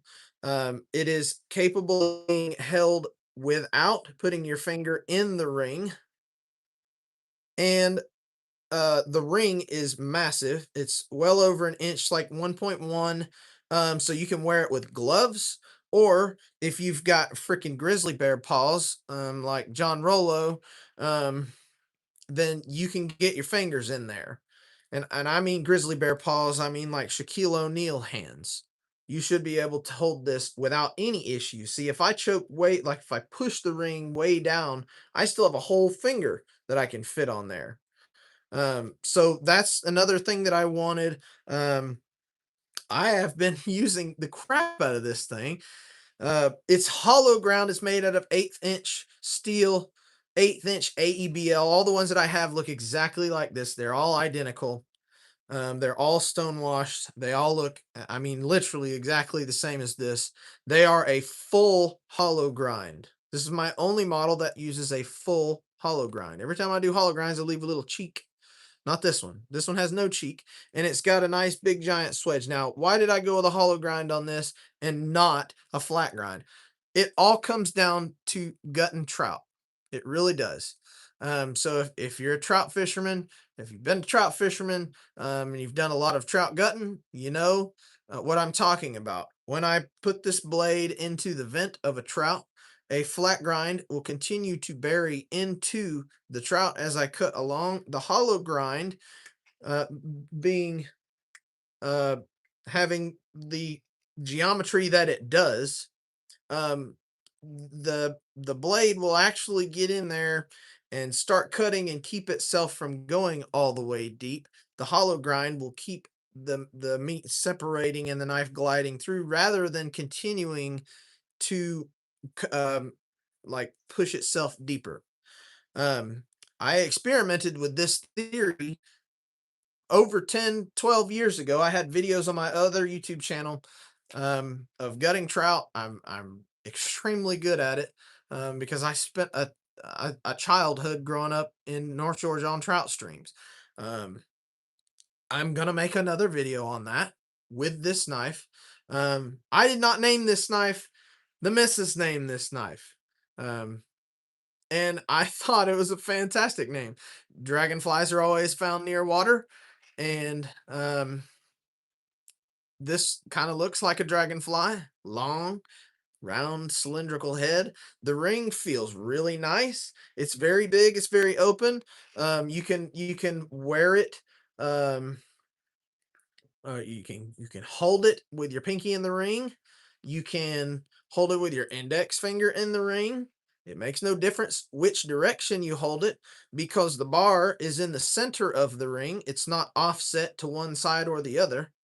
So this knife can go this way, this way, this way, this way. It doesn't matter, right? But the whole key with the ring for a bird and trout knife being on the stream is to be able to use both of your hands. So one way would be to remove the knife.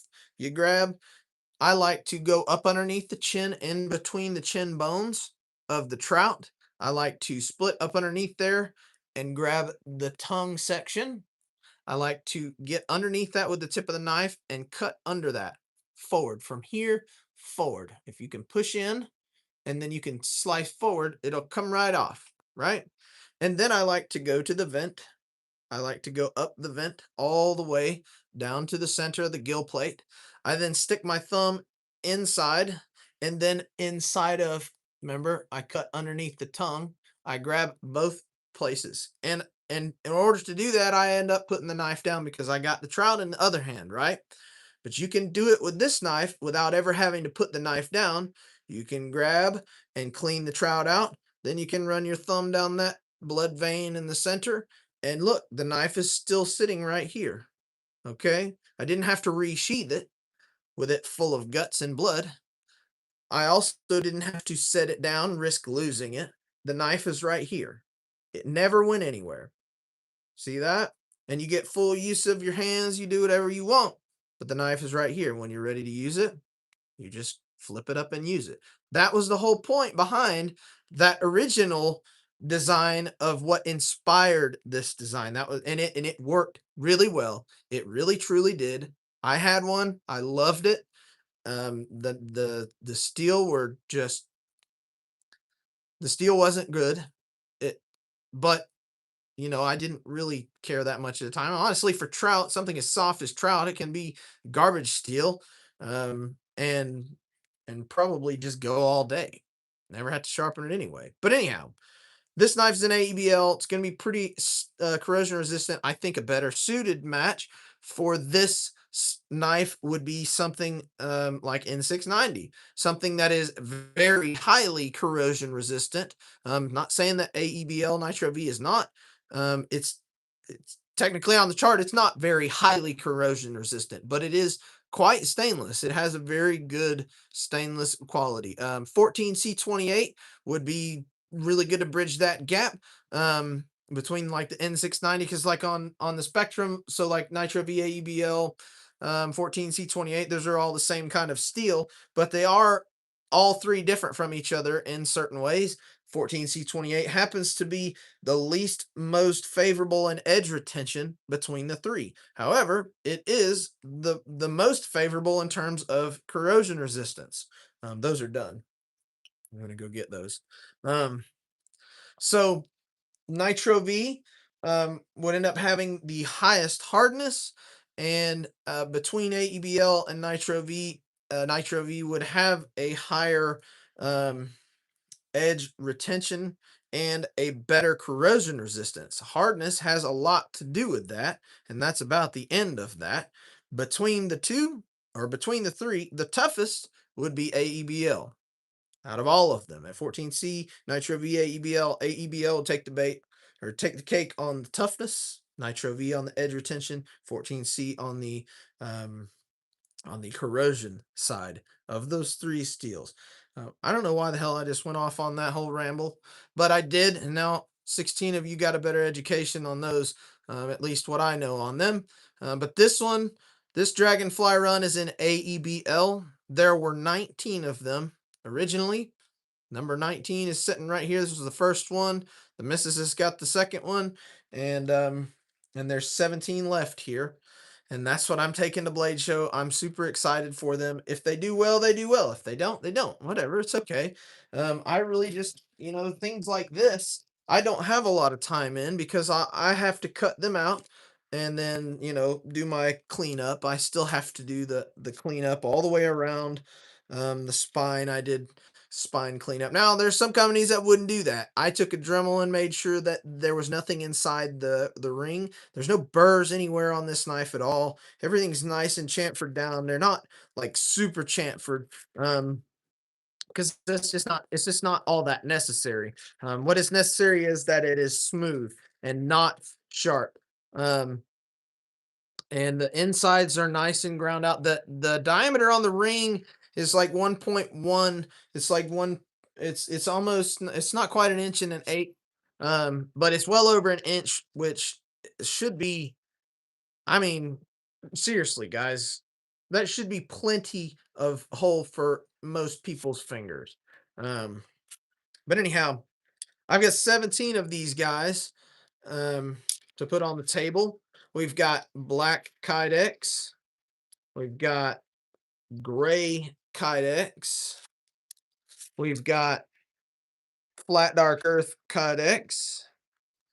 And the Kydex really the only thing to kind of like change colors on, because unless I Cerakote, and I thought about it, but we had so much to do.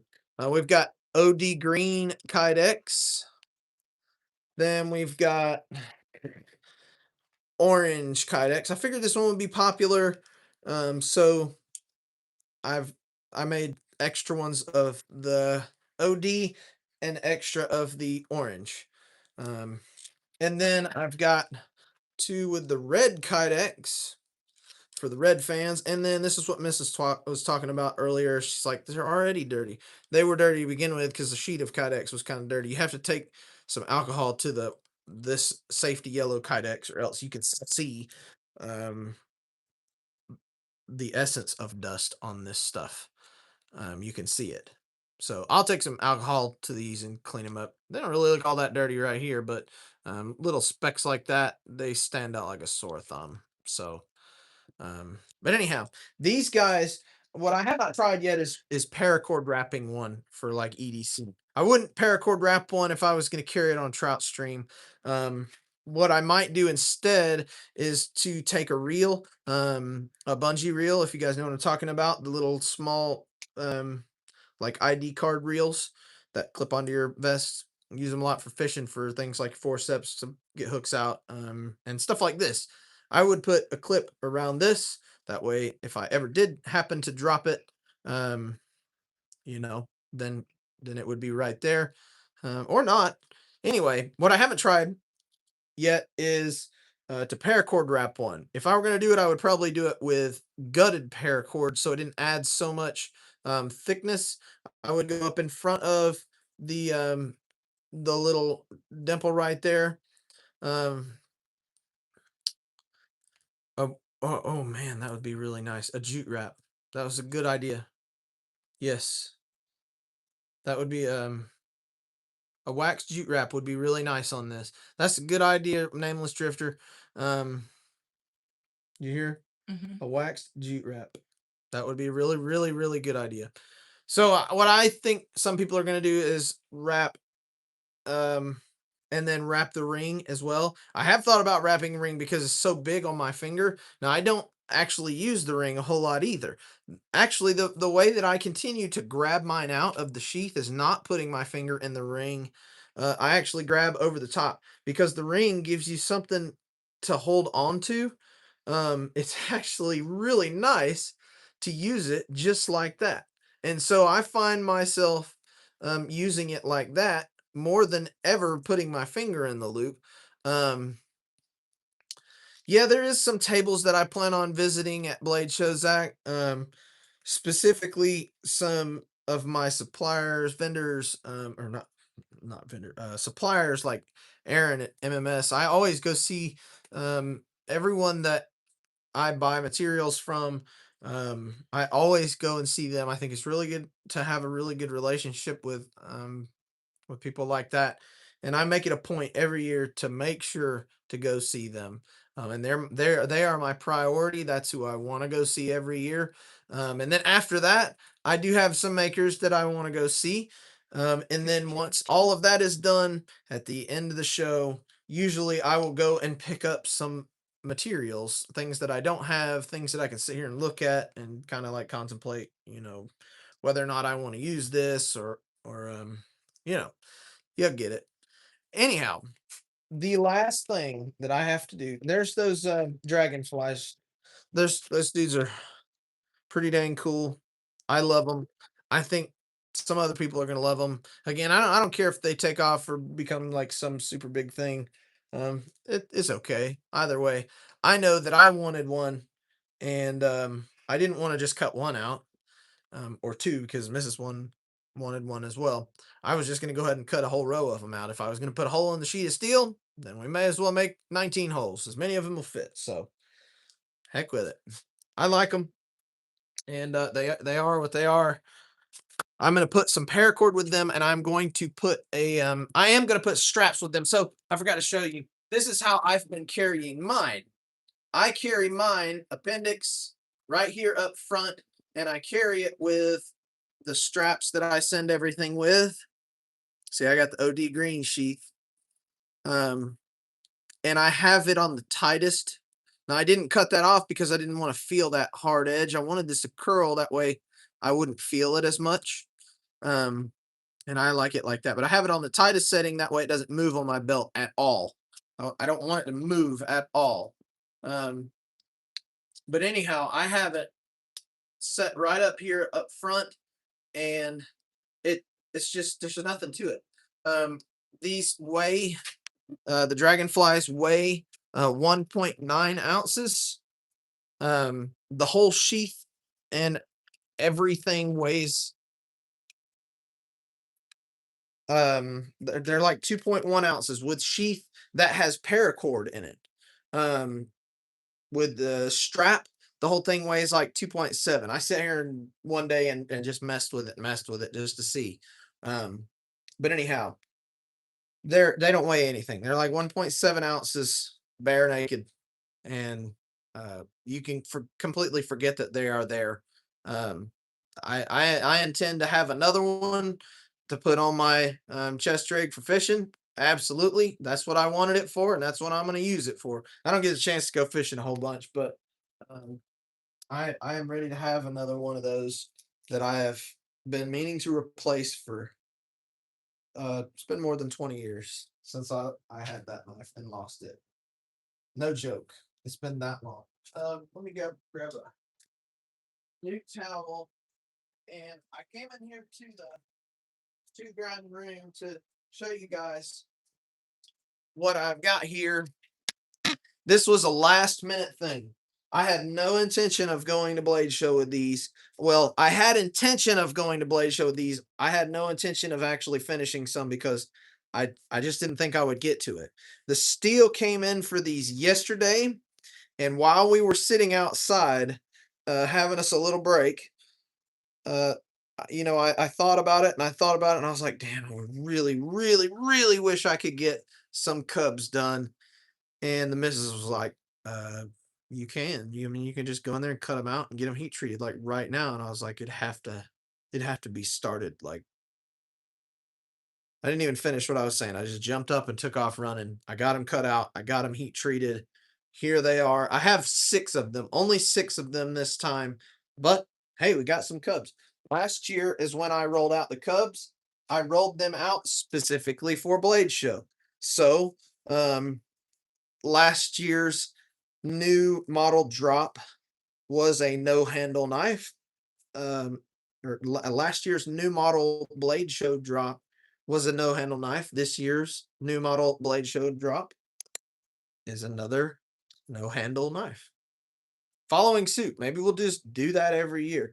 Even if I do come out with something new other than a no handle knife to drop at Blade Show, I will still drop a new no handle knife at Blade Show if I continue to go. Some of you might read into that. And let me just say, Blade Show is such a pain in the neck. that the fun of Blade Show is hard to find. You can't go there with the mindset of selling stuff, even though you kind of need to make it worth going at all. But um, you you don't want to get too far into that. The biggest thing with Blade Show is that you're there for everyone that wants to see you in person, and you're there for everyone that um came to see knives, and you're there to make good relationships with people like Aaron from MMS. And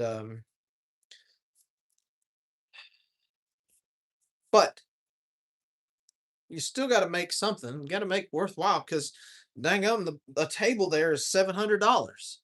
So um you know, I got to make something, but you don't want to get so into that you lose track of what you're supposed to be doing. And with all that being said, 2 years in a row now, 2 years in a row, this will be my second year in a row doing Blade Show, I have stopped a rolling ball to prepare for Blade Show. What do I mean by that? April was the best month that I've had since I started Very Good Knife Company. I chose to quit the rolling ball to start Blade Show. I had to, but if I didn't have to do Blade Show, then I could have just kept the ball rolling. Would it have kept rolling the same? Who knows? I mean, there's only one way to find out. And for 2 years now, I've chosen to see the Blade Show ball rolling. That's where we've gone. So moving forward, if I'm gonna do Blade Show next year, I've set it in my mind. If I can't get into the big room, then I might reevaluate Blade Show next year. And that might not happen because they're kind of stingy with the big room and letting people in on that.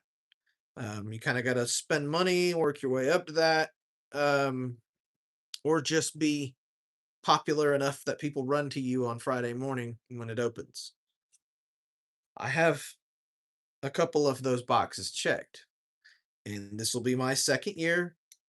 If I cannot even get an answer on getting into the big room next year, I'm not going. I'm just gonna say it right now. If I can't even get spoken, if we can't even have a discussion about it, or you tell me what I've got to give me a realistic timeline of what's gonna happen here.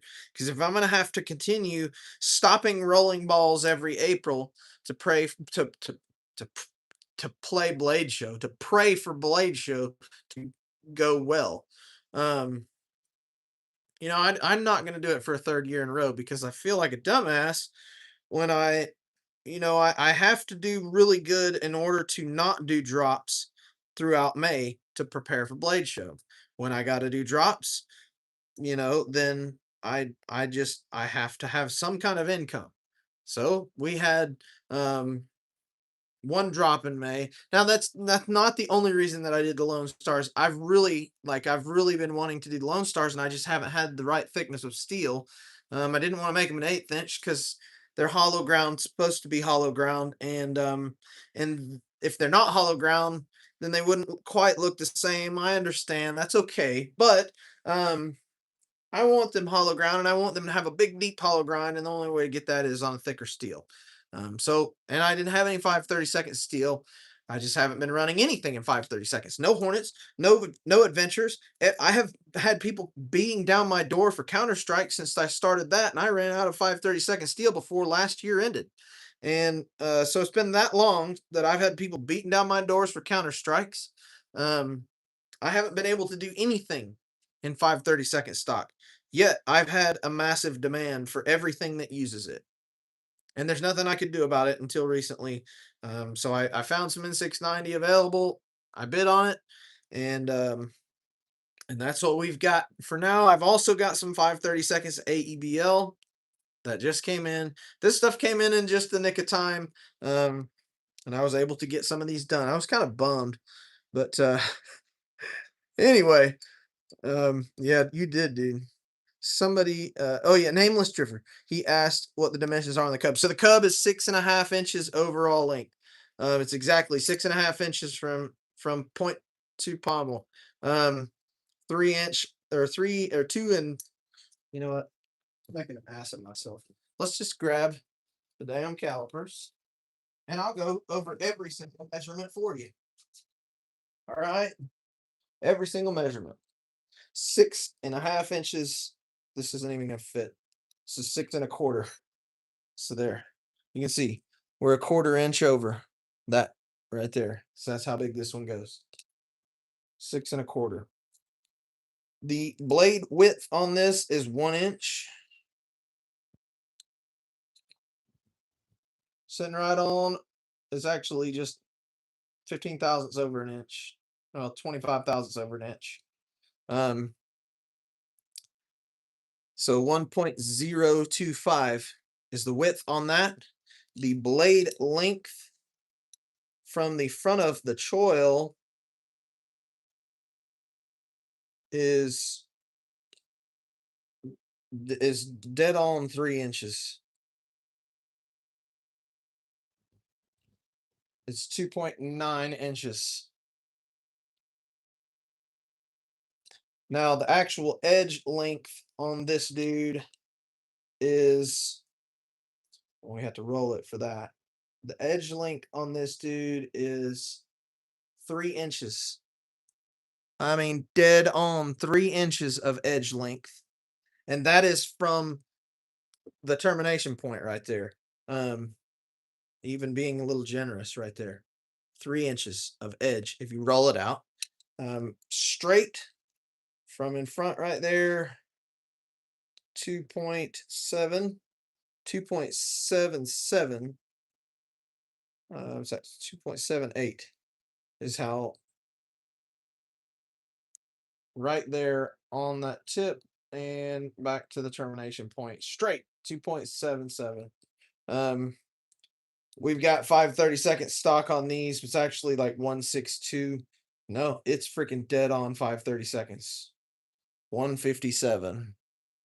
That's 156 is 5/32. So after surface grinding, this 162 stuff is dead nuts 5/32. These guys are flat ground. Last year's Cubs were all in 80 CRV2 and they were Cerakoted and they were hollow ground. They were hollow ground because they were in 3/16 80 CRV2. When I originally designed the Cub and had them cut, I had over 100 of them cut by New Jersey Steel Bear, and this was 10 years ago almost. I had 100 of them cut. I still had like 30, 40 blades. I still have a bunch of them actually sitting in the spare blades bucket, but all the ones that I still have are stamped with BLK. This stamp right here, that's my old brand, was Bloodline Knife. Still have the stamp.